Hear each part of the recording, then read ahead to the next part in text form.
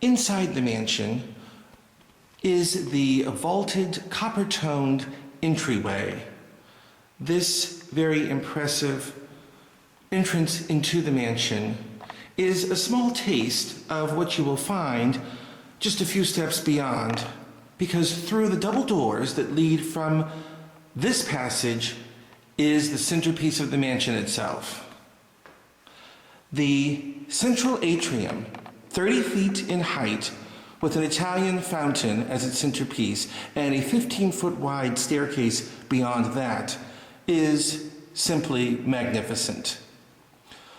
4 hefty Tuscan columns support the wraparound balcony that leads to the upstairs living quarters, and overhead the atrium is illuminated by a massive stained glass skylight.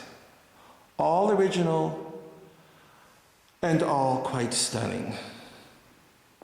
As we pan around the atrium, there are numerous double carved French doors which lead to various grand formal spaces in the mansion. And now let's go and take a look at some of those rooms.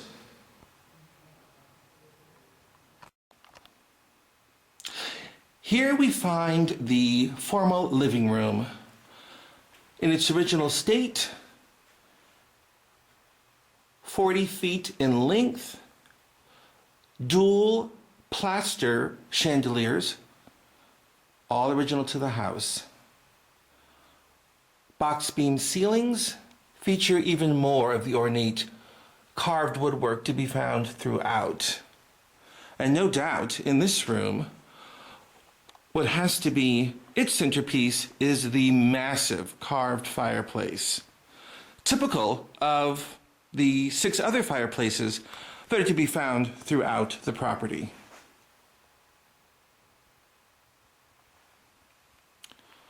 Again, we see the carved double door motif and the wonderful outdoor scenes that the tapestry, which goes around the entire room, display. Below are the built-in bookcases, again, original to the mansion. However, a closer examination here, we see what is likely to be the original carpeting to the room. Threadbare, sadly, in some spots and in need of repair. Windows throughout the property, which have been serving it for almost 100 years, are in a state of disrepair and will need to be addressed soon. Some views from those windows, however, show you again the wonderful wide variety of outdoor living that's offered here. This shot of the palm tree is from the exposure which has the San Francisco views.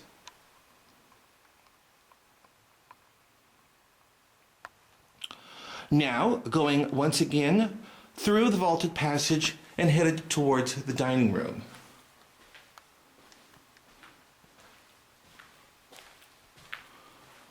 One has the sense of what the property can once again become upon restoration. Here I'll pause and show some of the damage to the ceiling in the vaulted passageway entry hall. The dining room, another example of an area that needs to be rejuvenated. The wallpaper is certainly very old, but the ceiling reveals some of the magnificent carved woodwork that has been done here at the mansion.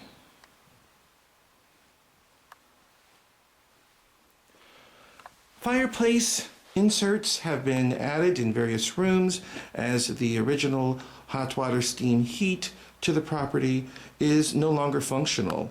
Yet another major task that will have to be undertaken as part of the restoration project to restore working heat to the property. Through this door, behind the dining room, is the billiards room with the massive billiards table.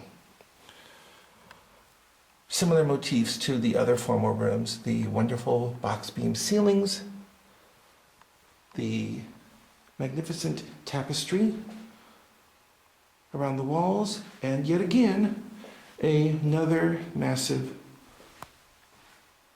carved fireplace.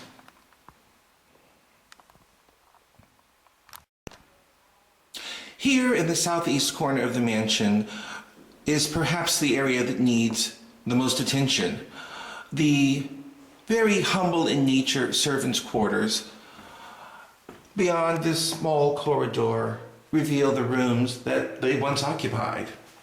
Today they are in a complete state of disrepair and need vision and renovation from top to bottom to restore them once again into a useful portion of the mansion.